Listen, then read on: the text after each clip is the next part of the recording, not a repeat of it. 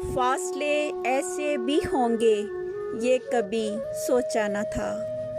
सामने बैठा था मेरे और वो मेरा न था।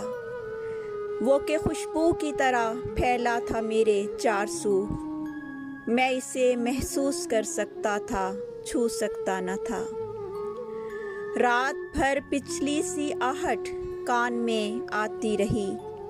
झांक कर देखा गली में कोई भी आया न था। ये सभी वीरानियाँ उसके जुदा होने से थीं।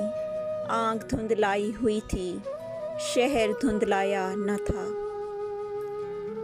सैकड़ों तूफान लफ्ज़ों के दबे थे ज़ेरे लब। एक पत्थर था खामोशी का जो हटता न था। आज उसने दर्द भी अपने अलहदा कर लिए। आज मैं गमगीन हुआ तो आज वो रोया न था। याद करके और भी तकलीफ़ होती थी अदीम। भूल जाने के सिवा अब कोई चारा न था। फासले ऐसे भी होंगे ये कभी सोचा न था।